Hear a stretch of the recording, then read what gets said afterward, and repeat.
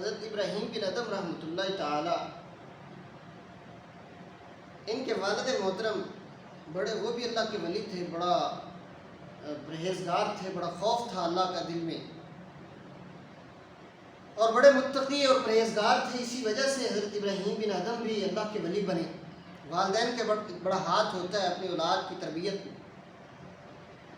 وضو کر رہے ہیں نہر پہ، تو ایک بہتا ہوا سیب آیا، اٹھا کر کھا لیا، کہا کہ اس کا کون سا کوئی مالک ہے، لیکن جب سیب کھا لیا تو دل کے اندر وسوسہ پیدا ہوا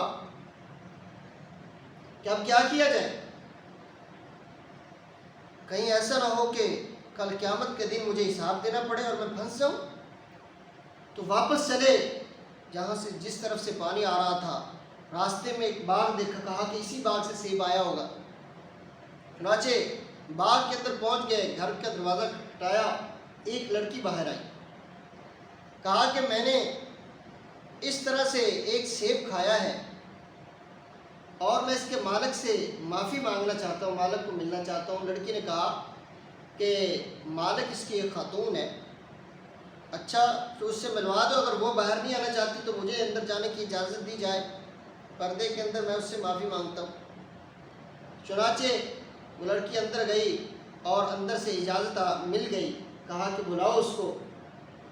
ادم رحمۃ اللہ علیہ جب پہنچے تو اس عورت سے کہا کہ میں نے ایک سیب کھایا جو اس باغ سے جو ہے گیا ہے، پانی میں بہتا ہوا، سیبوں کے درخت ہے آپ کے باغ میں۔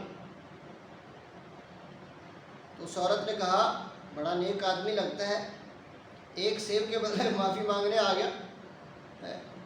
یہاں تو لوگ جو ہے ہڑپ ہڑپ کر لوگوں کا مال کھا جاتے ہیں، کبھی احساس تک نہیں ہوا، بلکہ اس دا میں رہتے ہیں، اس ٹو میں رہتے ہیں، اس انتظار میں رہتے ہیں کہ کسی طرح اس دوسرے بندے کا مال جو ہڑپ کر لوں، پیٹ بھر لوں۔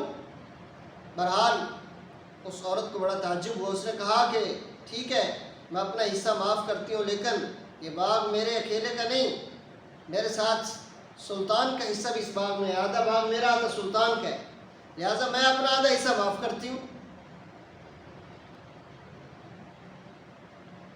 کہا کہ اب سلطان سے کہاں ملاقات ہوگی؟ کہا کہ وہ تو بلک گئے ہوئے ہیں، اگر معاف کروانا ہے تو اس کے پیچھے چلے جائیں یا انتظار کریں، کچھ دن بعد آ جائیں۔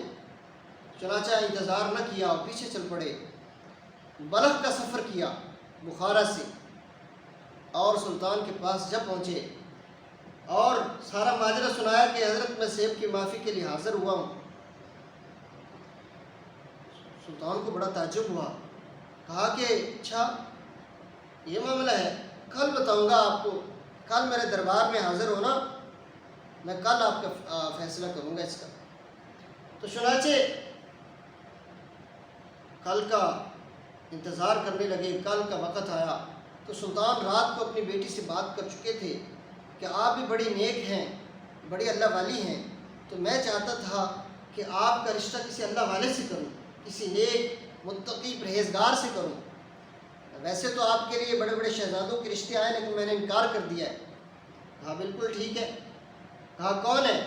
کہا کہ اس طرح ایک آدمی ہے، ادم نام کا آدمی ہے، وہ اس نے اس طرح سیب کھایا اور مجھ سے معافی مانگنے کے لیے اس نے اتنا لمبا سفر بھی کیا ہے، آپ کیا کہتی ہیں؟ اس نے کہا کہ مجھے تو ایسے آدمی کی تلاش ہے، مجھے قبول ہے، منظور ہے۔ چنانچہ صبح ہوئی، بادشاہ نے ادم کو بلایا، ادم حاضر ہوئے، کہا جی بادشاہ سلامت، کیا حکم ہے میرے لیے؟ کہا کہ اس شرط پہ معاف کرتا ہوں، اگر آپ میری بیٹی سے نکاح کر لیں، آپ میری بیٹی سے نکاح کر لیں۔ یہ حیران ہو گئے، ایسا معاملہ؟ کہ حضرت میں تو معافی کے لیے آیا ہوں۔ ہاں معافی آپ کو تبھی ملے گی جب آپ میری بیٹی سے نکاح کریں۔ بڑی منت سماجت کی، کہا نہیں میں نہیں مانتا، آپ ایسا کریں گے تو ورنہ معاف نہیں کروں گا۔ چارہ نچارہ میں حضرت ادم رحمۃ اللہ تعالیٰ علیہ نے قبول کیا، کہا کہ ٹھیک ہے میرا نکاح پڑھوا دیا جائے۔ چنانچہ نکاح پڑھوا دیا گیا۔ رات کو جب گئے اپنی بیوی کے مکان میں، اس کے لیے بادشاہ نے ایک مکان بھی تیار کروا دیا، دیکھا اتنا مزین و خوبصورت محل ہے، اور وہ جب لڑکی کے پاس پہنچے اتنے خوبصورت حسین شہزادی تھی، بڑے حیران ہوئے، کہا یا اللہ میں کہاں پھنس گیا ہوں، میں تو سیب کی معافی کے لیے آیا تھا، یہ کس جال میں انہوں نے مجھے پھنسا دیا ہے۔ بہرحال لڑکے کے پاس نہ گئے، کمرے کونے میں مصلی بچھا دیا اور اللہ اللہ کرنے لگے، نماز پڑھنے لگے، سجدہ کرنے لگے، رونے لگے، ساری رات گزار دی۔ دوسری رات بھی ایسے گزر گئی، تیسری 7 راتیں ایسے گزر گئی۔ بادشاہ کو پتہ چلا کہ یہ بندہ تو ہے خوفزدہ ہو گیا ہے اور یہ قبول نہیں کرنا چاہتا میری بیٹی کو، نکاح میں مجبوراً اس نے کر لیا۔ پھر بادشاہ نے پھر دوبارہ بلایا، کہا کہ اگر آپ میری بیٹی کو اپنی بیوی نہیں بنائیں گے اس وقت تک میں آپ کو معاف نہیں کروں گا۔ تو پھر مجبوراً عدم رحمہ اللہ تعالیٰ نے اس کے ساتھ بیوی کے تعلقات جوڑے، اور اگلے دن صبح ایک چیخ ماری اللہ کے خوف میں کہ یہ مجھ سے کیا ہو گیا ہے، میں کس چیز میں پھنس گیا ہوں، کس دنیا میں پھنس گیا ہوں، حسین و جمیل دنیا میں پھنس گیا ہوں۔ اے اللہ کے خوف میں آیا اور ایک چیخ ماری اور مر گئے۔ یہ اللہ کے ولی تھے، کہا کہ مجھے دنیا میں پھنسایا جا رہا ہے، اس دنیا سے تو میں نے جان چھڑائی ہے۔ اور اس بادشاہ کا کوئی اور بیٹا نہیں تھا اور اولاد نہیں تھی، بس یہی ایک لڑکی تھی۔ اب بادشاہ بھی مر گیا، حضرت عدم رحمۃ اللہ علیہ بھی انتقال کر گئے تھے۔ اب اس لڑکی سے ایک بچہ پیدا ہوا، وہ تھے ابراہیم بن ادم رحمۃ اللہ تعالیٰ۔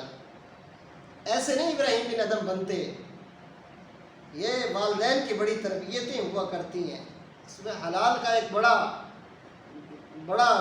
کردار ہوتا ہے، حلال مال کا، تربیت کا، اولاد کو نیک بنانے میں۔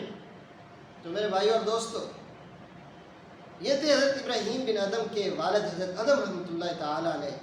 دعا ہے اللہ رب العزت ہمیں بھی نیک کام کرنے کی توفیق عطا فرمائے اور حلال مال کھانے کی توفیق عطا فرمائے، دھوکے سے، فراڈ سے، چوری سے، ہر قسم کے فراڈ سے یا اللہ ہمیں بچا، ہر قسم کے حرام مال سے، سود سے یا اللہ ہماری حفاظت فرما، ہمیں بھی نیک مال کمانے اور کھانے اور اپنے بچوں کو کھلانے کی توفیق عطا فرما۔ وعلینا